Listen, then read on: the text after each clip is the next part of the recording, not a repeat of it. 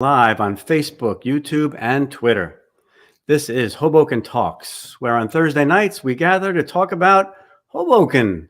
And we've had all kinds of people. We were just saying this morning, it's 50 some odd shows, almost a full year of shows. And we've had everyone from musicians to influencers in town to just fun people. And tonight is no exception. Tonight we have a really, really special guest with us tonight.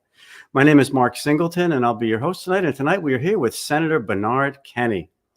And it's our pleasure to have us with them. Hey, Bernie. Mark, how are you? Good. See you. It's great to have you here with us tonight. For those of you who are watching on Facebook or YouTube, please feel free to chat in the chat sections, and we'll do our best to respond in real time. YouTube is sort of our home base, so if you can use that, do it. And tell your friends, if they're not here tonight, they can always watch this show on our YouTube station. Just subscribe and support the Hoboken Historical Museum. So again, tonight we're here with Bernie Kenny. Senator Kenny, I've known you a long time. It's great to have you here. Thank you. So tell us, I know you're like me, you weren't born and raised in Hoboken, but you came here and have grown to love this town and raise your family here. And we have a lot to talk about. You are an important and influential member of our community. And so how did a nice Jersey City kid like you get into Hoboken anyway? Well, first, let me say thank you to you, Mark, and to Bob Forster and to Rand for what you're doing here. And it's an honor to be a guest on this show. And I've watched a number of them in the past. And it's really nice to be associated with all these Hoboken people. So I'm really happy to be here. I'm glad the moment's arrived because I've been thinking about it for 2 weeks. And like, what am I going to say? What did I agree to in being here? And I told you it would go fast because you have a lot to talk about. So, but I'm happy the moment's arrived and try to enjoy the hour or so. And yeah, I grew up in Jersey City. I come from a Jersey City family. My father's family came here in the middle of the 19th century, and railroad people came from Ireland. I worked in the Erie Canal and then came down from Rockland County to Hudson County to stay with the railroad. And, my great grandfather came here from Ireland, and my grandfather worked for the the Lehigh Valley in Jersey City in what is today Liberty State Park. Right. He was a Boilermaker, and that was my father's side of the family. So my grandchildren, who live in Jersey City now, are seventh generation. Wow. Hudson County. And do you know where your family was from in Ireland? From County Cork. Cork, okay. The Kennys were from Cork. Okay. And then my mother's family came from Roscommon, both her father and mother, around 1910 and 1912. Nice. And my mother was a daughter of immigrants, and they met Snyder High School in Jersey City, and they were married very young. And my mother, I think, was like 20 when my sister was born in 1942. And my father went into the Navy, into the service, and he was away for several years in the Pacific. And I was born in 1946. Nice. So that was the origins of the essential family. Bernard and Helen Kenny were my parents, and wonderful people. Yeah. And you grew up in Marion Gardens, right? I was born in Marion Gardens, which is under the Skyway. Yeah. That was built during the war to receive veterans when they came back. That's the building I was born in on Dales Avenue. I think we were on the second floor there. Okay. We lived there for 4 years. Until 1950-51. Yeah. My first 4 years were there in Jersey City.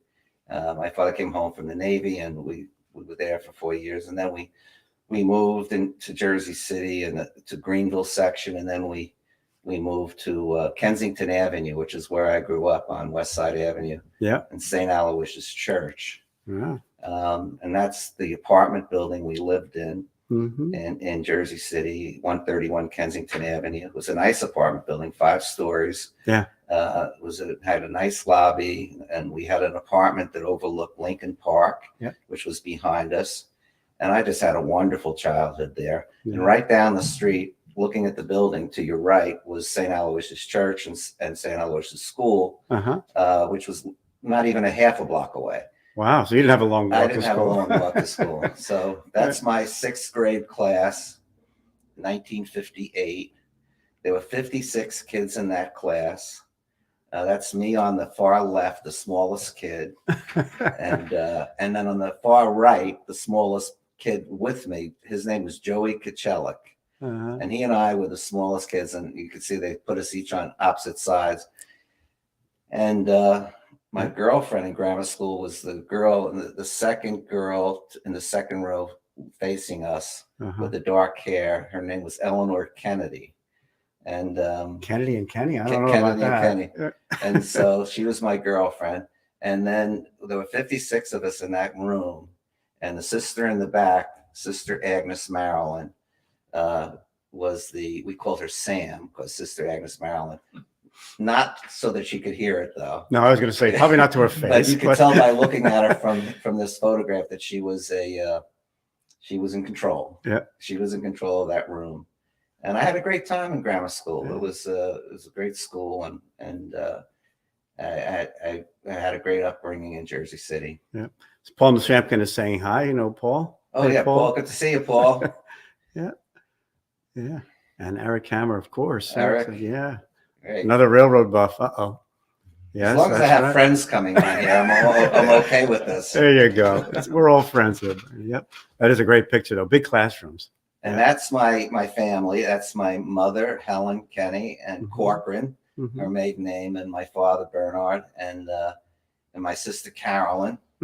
Carolyn and I are very close, and she lives in Santa Fe, New Mexico, for the last 30 years or so. Oh, okay. And she comes east to visit my children, her grand nieces and nephews. Yeah, I don't think I've ever met her. Great grand, actually, she's a grandmother type niece. Yeah, right. Great aunt, I should say, right? Yeah. And of course, my children, she was very close to them growing up. So I think we're in Atlantic City. So all through my growing up years, we didn't go down the shore and rent a place out per se. What we did was go to Atlantic City on Labor Day. That was like the big thing, to go down Atlantic City Friday night. I remember going down the Parkway, which we called the Dark Way. There was no lights.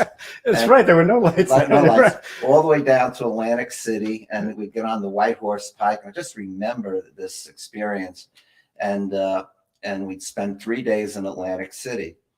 But if you remember the movie Atlantic City with Burt Lancaster, and there's a scene on the boardwalk where what's the woman's name in that movie? I can't think of her name. No, me neither. But he's telling her how back in the day, he goes, he's saying over here was this hotel and over here and it was run down. It was the 70s. Yeah. And then he looks out at the ocean and he goes, and that's the Atlantic Ocean. That was some ocean. And he's right. It was some ocean back in the 50s. Yeah. Every hotel had an umbrella with its own colors. Yeah. And I remember, as a kid, you remember these things. And the Traymore Hotel had blue and white. The Claridge had yellow and white. The Shelburne had green and white umbrellas. And you go under the boardwalk to get to and that was our long weekend and Atlantic City. And I think that's where that picture was taken. That's great. That's Casey. Hey, Casey. Hey, Casey. Yeah. My mom always tells story whenever I bring up, when she talks about your father, she talks about what an impeccable dresser he was. My father, he was a great dresser, very fashionable, very charismatic. Yeah. My mother too. My mother was very charismatic. Yeah. Had great parents. Yeah. And were your parents involved in Jersey City politics at all back in the day? Yeah, they were. Kenny, John B. Kenny was the mayor of Jersey City. Our families both came from what is now, we used to be called the Horseshoe of Jersey City. And it's where the Holland Tunnel is. For the people who don't know, that was all a neighborhood, an Irish neighborhood. And that's where the Kennys came from. And my great-grandfather's brother was the chairman of the Board of Freeholders. Oh, I did not know that. Michael Kenny. And he was my great-grandfather's brother. He became the chairman of the Board of Freeholders and was pretty much like the right before the Hague era. And he ran down to the Horseshoe, and he died rather suddenly in 1902. And he had what was then one of the biggest, wakes. He was buried out of St. Michael's Church in a huge wake. So they were involved in politics. And then John V. Kenney was from another branch of the Kenney family. Right. And then he became mayor in 1949. And my father was associated with him. So you were destined to be a politician. Yeah, I was. It was in my blood. Yep. It was in my blood. Absolutely. That's me in college. I went to Penn, University of Pennsylvania in Philadelphia. And I just found this picture and preparing for the show. And so let me, show that that's it. That's on Locust Street, 37th. That's my friend Terry Heinlein, who became a very prominent architect in Boston, and he now lives in California. So I sent him this picture, last week in preparation for this show, and he said that's when he had hair. And so we were coming back from class. It's one of those days we actually attended class, I guess. Come on, no, I know you attended class every day, Brian. That was in the mid '60s. Yeah. What was class, right? And then you ended up in the military. After college, I went into the Navy, and I was a 90-day wonder. I went to Newport. Out of college, was during the Vietnam War. I became an officer in December of 1968. I was just 22, and I was assigned to a destroyer, the USS Laffey DD-724 in Norfolk, Virginia. And so I served on that ship for 3 years, which was pretty unusual because most of the rest of the ship would be rotated. Right. But I was, for some reason, retained on the ship and promoted so that I ultimately became the operations officer. Oh, wow. At 23, 24 years old of this destroyer, which is the third ranking officer on the ship in terms of responsibility. So I was, 24 from Jersey City, never had been on an ocean type ship before. And I'm the operations officer on this vessel of, dozen officers. And you're a young kid. A young kid. Yeah. But I enjoyed what I was doing. But the story I want to tell, which has stayed with me my whole life, was at the end of my tour, I had served under 3 captains, 3 executive officers, probably 3 war room, personnel of officers who had been rotated in and out. And the crew, of roughly 300 men, probably had flipped at least twice, maybe 2.5 times. So I was one of the only people who'd been on the ship for the entire 3 years. So at the end, I had to turn over all of the operations reports to my successor, the new operations officer. I'm going through them. And one of the, the set of documents I had was the ship exams, so to speak, inspections. Twice a year, a destroyer is inspected by a commanding officer of another squadron. And they come on your ship with a team, and you run like 12 drills, like surface warfare, gunnery, man overboard drills, anti-submarine warfare, electronic countermeasures, refueling at sea. You go out to sea for 3 days and you do all these things, and they grade you. And this happens twice a year. So I'm getting all these documents together. I go through the 6 reports over 3 years. And I look at them all, and we got the same grades in every subject each time for the 6 years, with the slightest variation. So in other words, in gunnery, we always got a B. In anti-submarine warfare, we always got a C.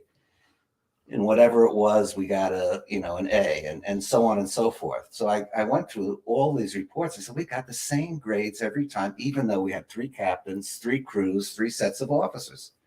So I'm in what was called a combat information center on this destroyer, going through all of this. And sitting there is this, what I thought was a very old guy who's probably in his mid-30s. Right. And his name was Emile Cloteau. He was a 2nd-class radarman from Louisiana. And I said, Cloteau, I said, look at this. We got the same grades, even though the ship is turned over 3 times. And he sat there in his chair, and he had his Camel cigarette because you could smoke. unless the smoking lamp is lit, the smoking lamp is out, So he sits there and he's smoking. He takes a long pull on his Camel cigarette and he blows the smoke out. He says, "Ships don't change." And I said to myself, that is wisdom. That is wisdom. And I've told that story over the years. Ships don't change. And I've learned, that institutions, communities, cities, countries, families, the change in all of these things is because we follow what we're taught. We follow what the examples that are shown. We follow how things are done before. So on the Laffey, the new officers, the new men perform the drills the same way as the ones before. Yep. And I thought this is like, this is a meaningful revelation that Emile Plateau told me. And I've thought about that in life, and there's a lot of truth to it. Yeah, I hear you. Yeah. Oh, there's Francis. That's my grandsons. Yeah. Franny and Theo. Yeah, that's great. And Colette was here before. My granddaughter. Yeah. Colette. That's nice. So you left the Navy, and then what? Left the Navy and went to law school, Fordham Law School in Manhattan in New York City. So my father was part of a development group that came to Hoboken in the 60s. Louis D. Pascal was the mayor. Yep. And they wanted to develop the part of the city on the southeast corner between 1st and 4th, Hudson and River, which today is the 2 Marine View Plaza buildings, the 2 Hudson Square buildings, 3 garages, and 5 Marine View Plaza. Yep. So we used to call them Grogan Marine View. They used to call it Grogan. That's right. Yeah. And I imagine at the time it was a lot of dislocation. I was told on one side were bars on River Street, and on the Hudson Street side were beautiful homes. Yeah. And the movie On the Waterfront was actually, the rooftops were filmed on top of what is today 5 Marine View Plaza, which is the building you see in the movie, which I can't believe in the movie, in the picture. As 1979, which is what, 42 years ago, 43 years ago already. Yeah. My father built that building, and so that was the reasons that he came to Hoboken. So in 1974, when I was going to Fordham Law School, he says, "Why don't you get an apartment in Hoboken instead of Manhattan? It's cheap. It's cheap, and you can see your mother and I, and we could go out to dinner once a week." I had been away at college in the Navy, and I thought, I'll get an apartment in Hoboken. So I was familiar with Hoboken because as a kid, we came down here a lot. My father's brother worked in Bethlehem Steel, and we used to come down on Saturdays, and we'd hit the bars. I was going to say, my Jersey City relative said, "Oh, you came to Hoboken was to drink?" We hit the bars with my Uncle Peter. And I remember we went to the Maxwell's, the Brass Rail, and a place down there where the Baker Building, Duke's. Oh, yeah. Okay. Duke's. And this is in the 50s, Duke's house. Yeah. And what impressed me as a kid, I used to get a 7-Up with a cherry in it. My father and my uncle would sit at the bar, but they always had a sandwich board. In these bars where you could get, a hot dog or a sandwich for free. Yeah. I thought that was great. Fun. Yeah. And I used to get my sandwich, and I'd sit at the bar, and we used to go to those bars. And so I had memories. I have vivid memories of Washington Street in the 50s. And so I said, okay. So I came to Hoboken. My father used to go to a restaurant in Manhattan on 6th Street off 6th Avenue called Venus de Milo. Oh my goodness. And it was a small Italian restaurant, and the people who managed the restaurant was Pina and Jerry Raza. And this is back in the early 70s, and they told my father they had an apartment in a building they owned in Hoboken. Jerry was both of them were immigrants from Italy, and they made their way and had this restaurant in New York City. And they had this apartment, 925 Hudson Street, and a basement apartment. You can't see the apartment; it's below those windows. And I went there, $200 a month, staggering rent. Yeah, and it was it was like 2/3 of the apartment was the kitchen. The way Right. it was designed. 2/3. I had the biggest kitchen. You that I probably ever saw never in my cooked life. anything in your life. No. You know, it was like 2/3 of the apartment. I had this very small little like sitting area with a TV and a bookcase, and then I had a bedroom. But the whole thing, like you could have had bowling in the kitchen. It was that long. It was like 2/3 the length of the building was this kitchen. It was spotless. Everything was new. And I spent very little time there. It's on the best block in Hoboken, too. That was on the best block. Like... I was always what I remember is I get on the 63 bus in the morning. The buses ran on every corner at the top of the block. It was 60 cents, and they ran every 17 minutes. So I wanted to be at Fordham. I had a 9 o'clock class usually, so I would leave Hoboken at about whatever time it was, 7:47. Like on whatever the time was. I go to 10th and Washington Street, right near the Cross from Elysian on the south side. Right there. And right there. I get on the bus there. Yeah. I'd be in Port Authority. The thing about the buses, at 7:45 in the morning, there were like 8 people on the bus. Yeah. 8 people on the bus. And I'd be in the Port Authority in 20 minutes. And I'd walk from 42nd Street to 62nd Street up Columbus Avenue. And I'd be in Fordham by like 8:45. Yeah. And I was there before all the kids who had apartments in Manhattan were there. Right. and so like that was Hoboken. I mean, you get on the bus and very like the bus was half full, if that. Yeah. Yeah.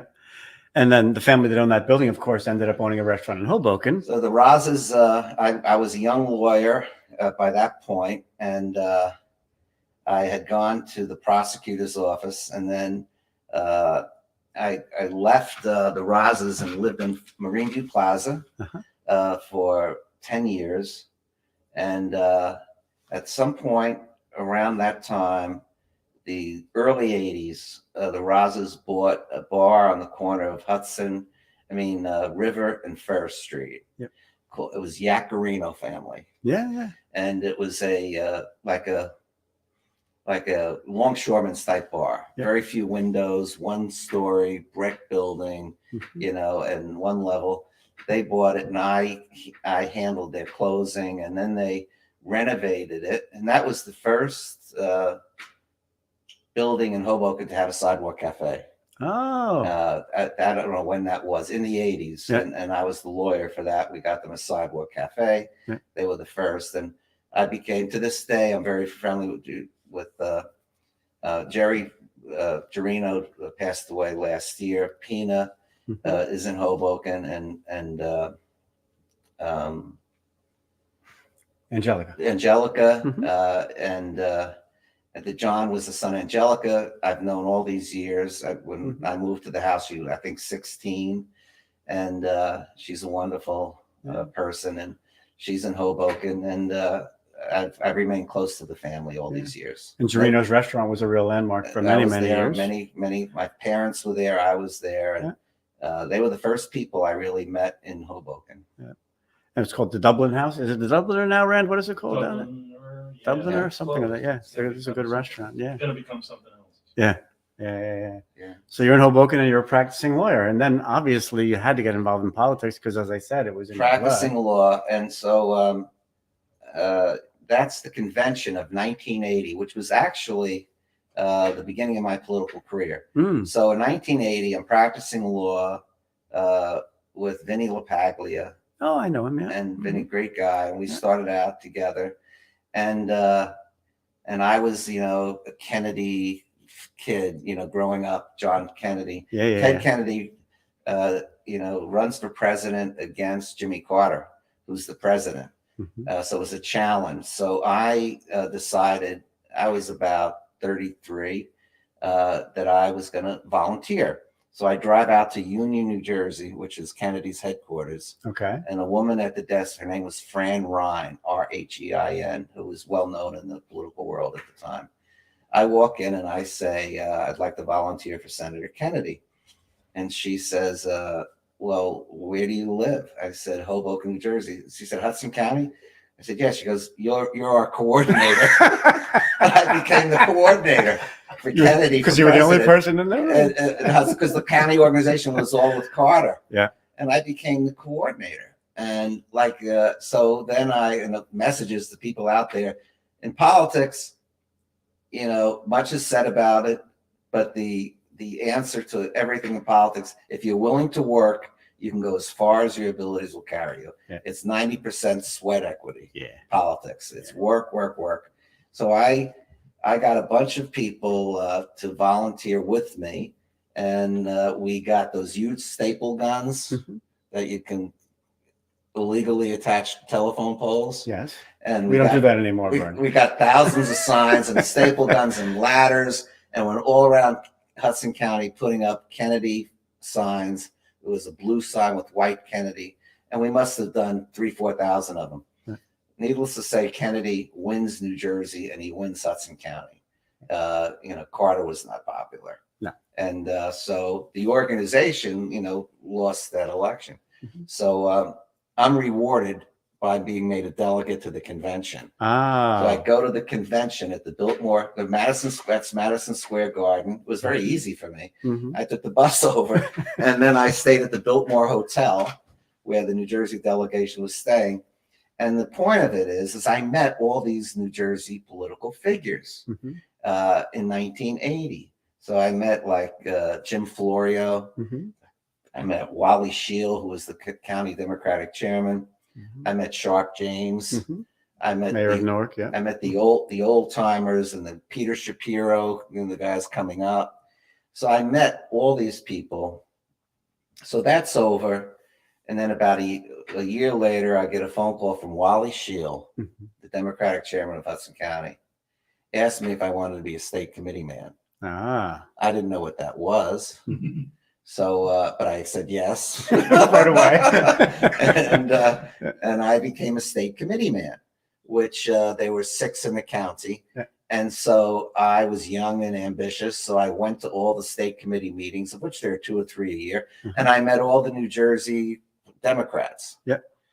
So that was my exposure to state politics. Then I got a job in City Hall under Steve Cappiello, there's City Hall. Yeah. And I think it was 1983. My father was friends with Steve, and Steve was in his 3rd term. And probably one of the most amazing experiences I ever had was the election of 85. Yep. And so Steve was going for a 4th term, which is hard. Going for a 3rd term is hard. But too much time to alienate too many people. Yeah. and his organization, I didn't know anything, but I knew enough I was, and I was eager. Yep. And I was loyal. The guy hired me. I'm a lawyer in his law firm. So I had to cover all the council meetings, which were very raucous, because a guy was elected in the 2nd ward in 1983 named Tom Pizzetti. Yep. And of the Bullhorn. And he, I wasn't born and raised in Hoboken, so I didn't know the history of Tom Pizzetti. But he would come to council meetings, and they were people don't know what they were like then. You may remember. Yeah, I remember. He would sit at council meetings and Board of Ed meetings with a typewriter and write resolutions there, and then hand them. He was something, and he developed the following. Steve showed some weakness, and in '85. Tom Pizzetti beat Steve Cappiello. I remained very loyal to Steve, and went down with the ship, which you have to do in politics. Of course. Loyalty is the most important, and working hard and being loyal. And if you have to go down with the ship, you go down with the ship. And I did, and that was recognized by a lot of people. And so an assembly seat became available in 1987. So I look back on my life. I said, I can't believe I did that. So I called Bob Menendez, who's the new mayor of Union City. Never met him. Right. Call him up, his office. So I have an appointment with Mayor Menendez. He tells a story in a funny way. Like, he makes it seem like I took him on my team, but I was smart enough to know that this guy is the mayor of Union City. So I go up to see Bob Menendez in the old Union City office called the Castle. It's changed now. Yeah. I sit across from him and I say, I'd like to run with you for the assembly next year. I think we could win. I think I can, helped carry Hoboken in the primary. Mm-hmm. And he's looking at me like, who is this Who guy? is this kid? Yeah. And I'm the mayor of Union City. I've Yeah. been like around, he's young, but he's been in politics since 1970, Yep. since he was like a kid. Yep. And I just literally show up and I'm like sort of asking him to join with me. So he tells a story that I put him on my team, but I knew that he was a power. So we joined together and we became assemblymen. Yep. I remember. And that was the beginning. So all of these steps, we took. That's my family. Yeah. Roberta on the left down below is Bernard, and my daughter Alessandra. Yeah. And Francis. Roberta's holding Francis. Yeah. Yeah. And that's the night we won the Democratic primary in 1987. Okay. That's Bill Van Dorn on the right, and that's Carol Granda in the middle. Yeah. And I can't remember the gentleman's name on the left with the straw hat, but he was a fixture. He's a fixture, yeah. And that looks like a campaign headquarters, all the ward maps in the back. That's a campaign headquarters on Washington Street, near where Symposium is. Not exactly there, but in that vicinity. Yeah. And that was 87, and I was elected I won the primary, which is, although that year the Republicans were incumbent because they had won in 85 in the Kane landslide. Oh, I was going to say, once you win the primary in Hudson County, you're pretty much we had to right? dislodge the Republicans. And I see. It was a very contested race, and a strong ticket. Ron Dario, Jose Arango, and Angelo Valenti, who is a good friend of mine and well known and respected in Hoboken. We won in November, and I became an assemblyman. Yeah. And so who else was on that ticket with you? Bob Menendez and Chris Jackman. Chris Jackman. That's right. Chris Jackman. And that's just a sample ballot from 89 when Jim Florio ran for governor. Yeah. And so was Florio Kenny Menendez. I just threw that in there as a, I had that framed, and we won in 89. Yeah, that's amazing. Bob Menendez really was in politics very early, wasn't he? He got in 20 on the Board of Ed. Yeah. So that's me and my son Bernard in 1990. St. Patrick's Day, I was the Grand Marshal of the St. Patrick's Day committee parade, and so we marched in that parade in 1990, and that was quite an honor. That was a great parade. I'm sorry that it's ended. It was a great Irish tradition by the Cunning family. Did that, and I think they had it. They started it in I think 87. The Grand Marshals before me there was Chief Crimmins, there was Bill Bailey. Bill Bailey, sure, yeah. Bill Bailey, Tom Mooney. Yep. And then I think I was the fourth one. It was a great honor. Yeah. It was a great parade. You're right. That was a real great. It just missed. Yeah, we'll miss it. Yeah. That's the State House. Just put that in there. I spent a lot of years there. I was a legislator for 20 years, 5 in the Assembly, 15 in the Senate. And as I said before, 6 in the State Committee. So 26 years. Carol says no green, Bernie, but no, you can't wear green on these shows. Carol. Can't wear green on these. Oh, at the parade. That's right. Well, that was. Oh yeah. Yeah. In fact, this Saturday would have been the parade. It was always the first Saturday in March. Right. Yeah. And so you spent a lot of years in the State House there. 20 years. And wow. That's when I was sworn into the Senate. That's Don DeFrancesco, who was the Senate president. And then my wife, Roberta, Bernard there, and then Alessandra, and then Francis on the right. And that was in 1993. So but what happened there was that Bob Menendez was a senator. Yep. And he decided that he wanted to be a congressman. So in 1992, Bob Menendez, Frank Guarini was the congressman, and Bob Menendez essentially threw down the gauntlet to Frank Guarini and said, I'm running, and Guarini dropped out. Right. And he had been a congressman for quite a long time. And Bob Menendez became the congressman in 1992. December, took office in January 93, and I got sworn in. I replaced him in the state Senate in January 93. Gotcha. That's what that picture is. And then when you became Senate Majority Leader at some point, I became Senate Majority Leader and chairman of the Democratic Party in Hudson County. So I was, heavily involved in Democratic Party in New Jersey and the county, and of course in the Senate. This picture is the night Dave Roberts became elected mayor. This was in May of 2001. We're in Dave's house, and that's me, of course. We're taking results, and that's on the left is Carol Marsh, and the red, you just can see her part. Tony Soares, Mayor Stack.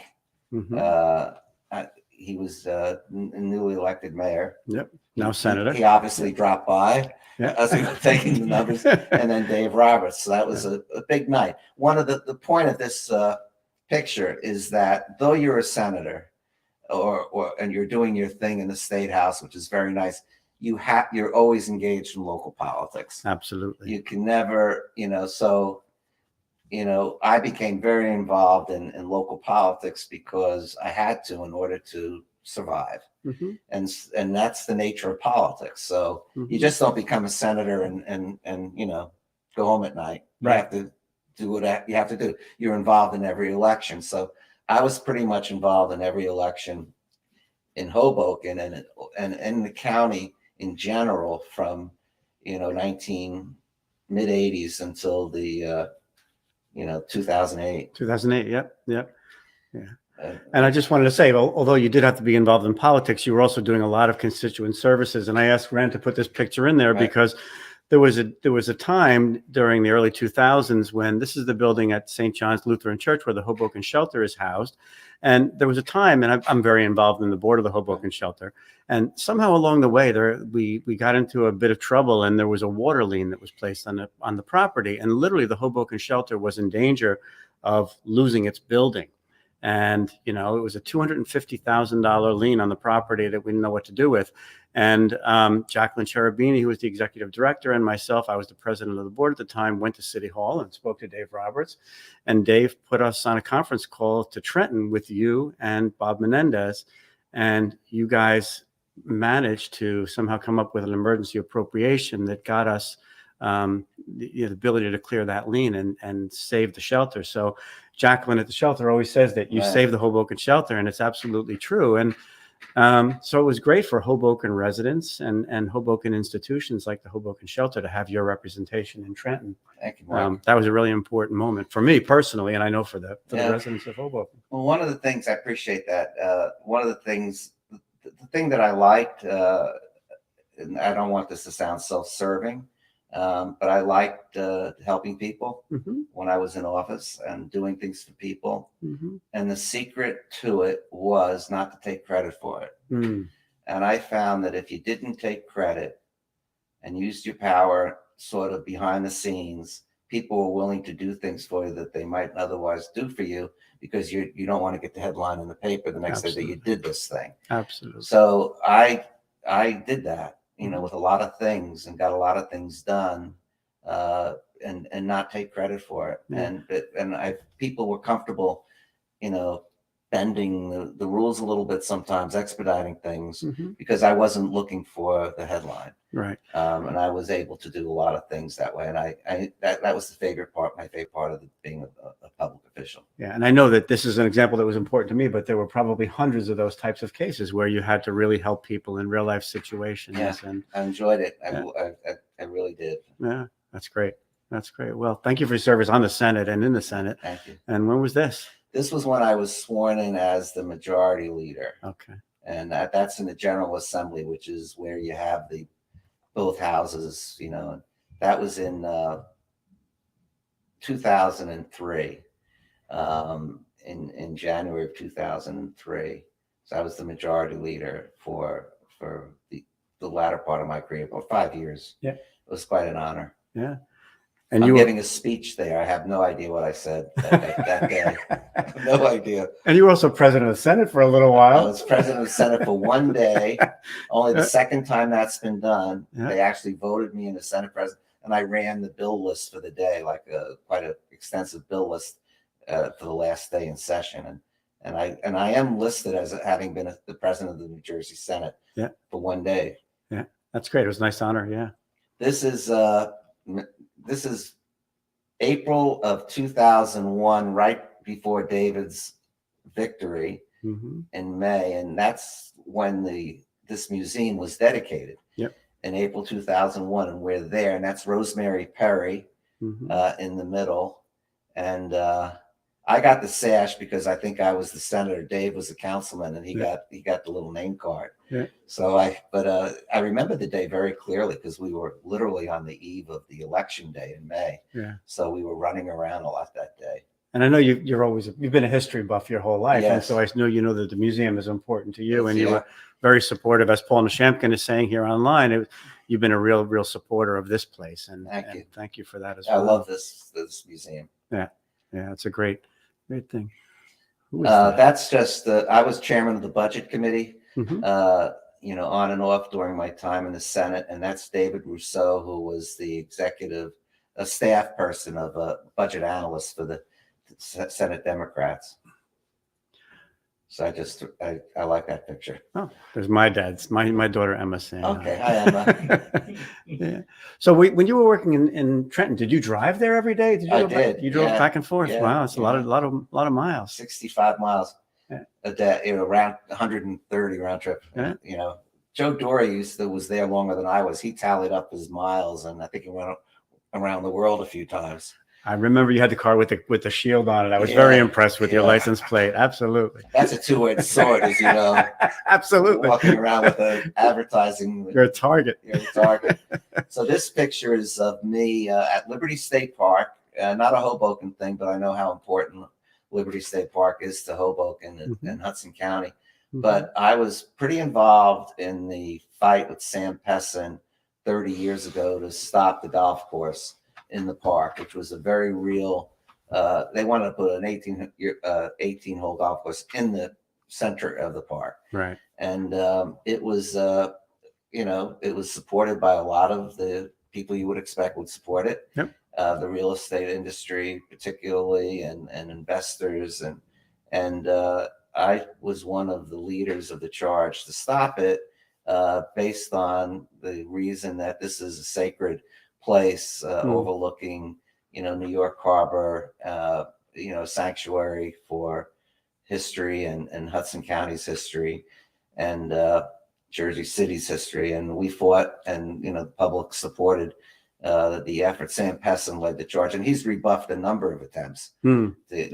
Now they want to build a golf course between the park and the other extend the other golf course. Yeah. So, so I was given the honor of planting a tree that day, and so I'm very proud of that. It's a great asset for Hudson County in general. It really that is. moment in history. Yeah.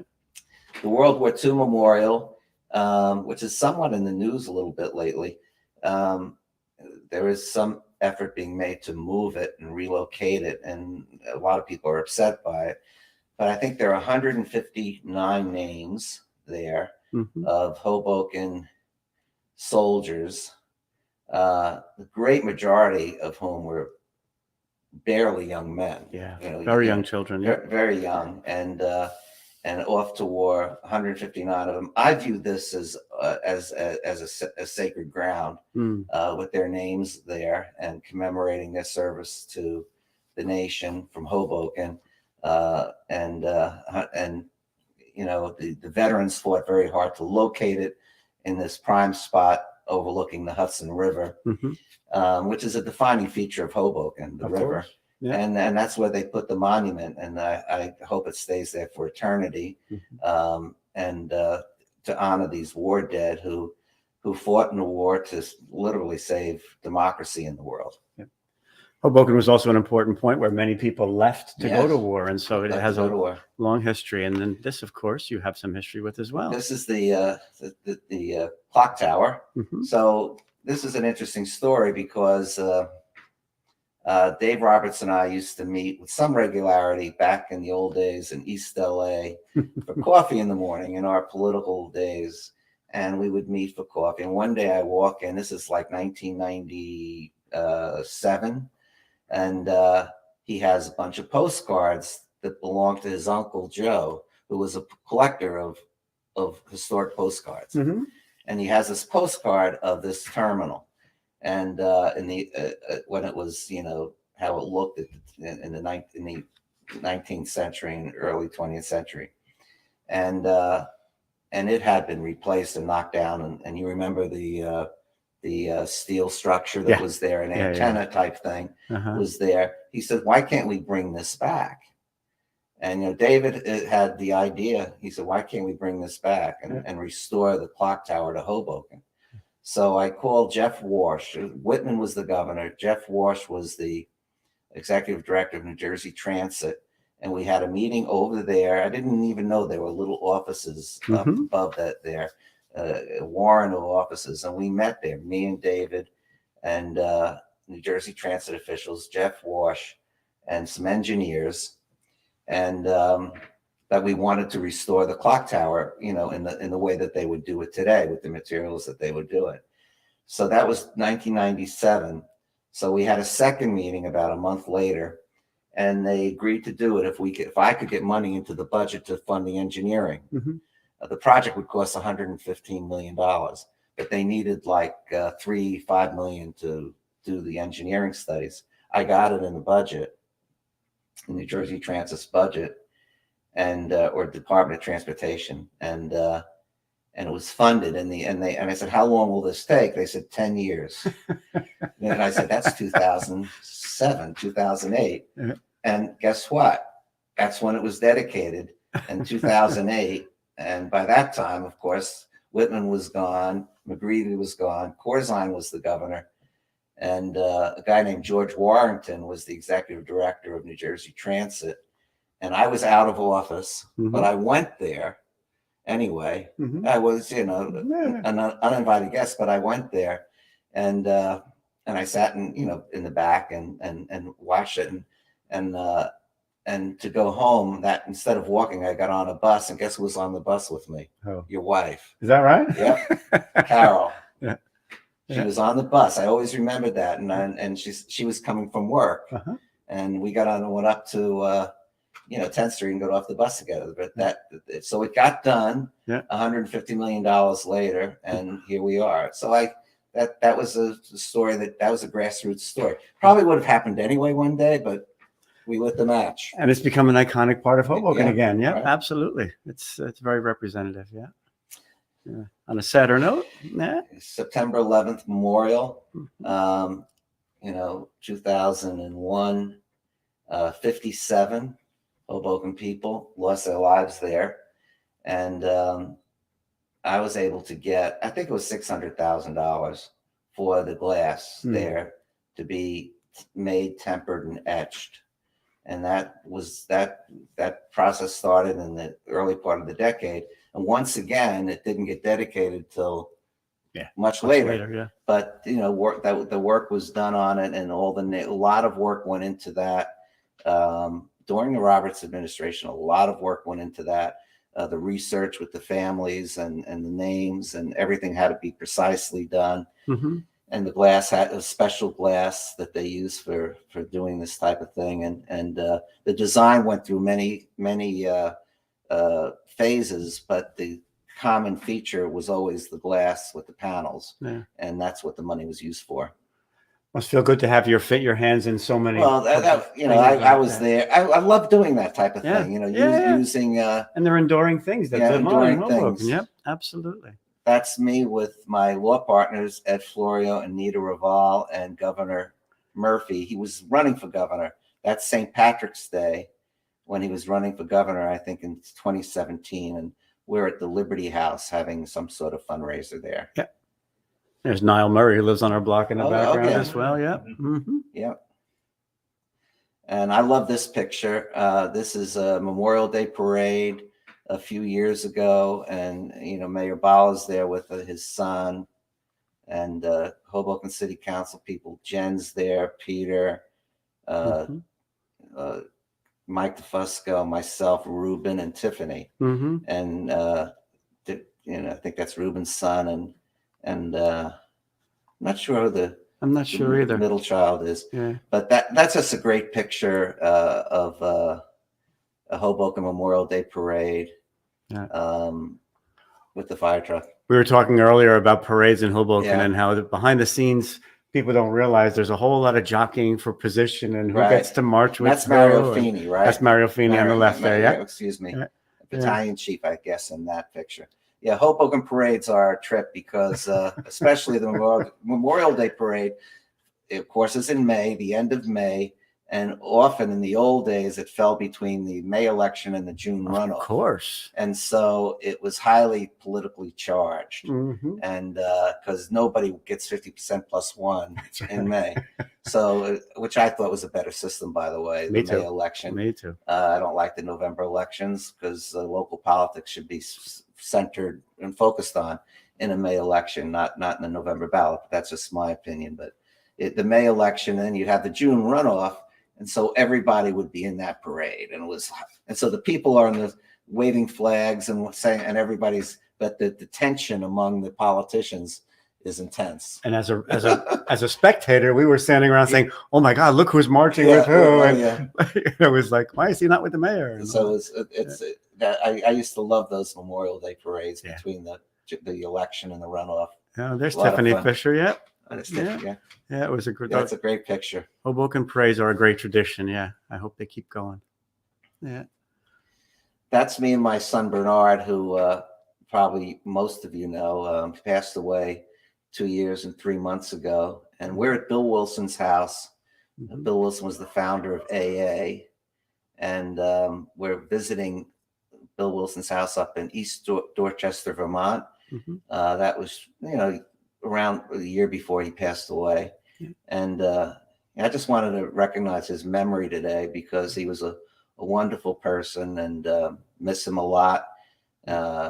When he died on November 20th, we had a memorial service to him in the Lady of Grace Church, which is a huge church. And it was such a wonderful turnout. The church holds 1,000 people, and it was pretty much full. I was there. It was full. I can tell you. I was in the back. It was an amazing turnout. And he was a lovable young man, and miss him dearly. So I wanted to show a picture of him today with me. And I'll embarrass Bernie a little bit by telling, Bernard Jr. was also a regular volunteer up at Lunchtime Ministry, which is a feeding program that happens up at St. Matthew Church during the day. And he was a regular fixture there, volunteering and helping out. And his father has sort of taken over. And so a couple of days a week, Bernie comes and helps serve food to Hoboken's hungry and homeless individuals. And he does it quietly, and he doesn't like to talk about it. He probably wouldn't have brought it up unless I said so, but I appreciate that about you as well. And I know our residents do as well. It's a lot of fun.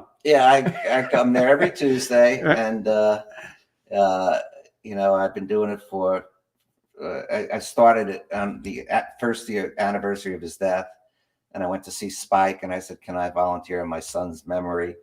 And I've been doing it now for 16 months. Yeah. And I love it. And it's a wonderful thing. And I always thought it was a great representation of you too, from serving as in the Senate in the state of New Jersey and doing all these big projects to giving somebody soup and a sandwich at a kitchen. It shows a life of service, which I think is a real testament to you. It's a wonderful thing for me personally to be able to do. It makes me feel fulfilled. Great. Yeah. No, it's true. I mean, a life of service. And that's what when I think about you, Bernie, that's what I think about is all the years that you've been serving others. And it's a great thing. And I'm sure it's been fulfilling and fun and frustrating and all those things too. And also just. It's at its moments. It's at its moments. Yeah. But it's also nice having it in the neighborhood. You raised your family here in Hoboken as well. And like I did. Yes. And this is the grandkids. It's Colette and Theodore, Audrey, and Francis. Nice. My 4 grandchildren. Yeah. And that's at my son's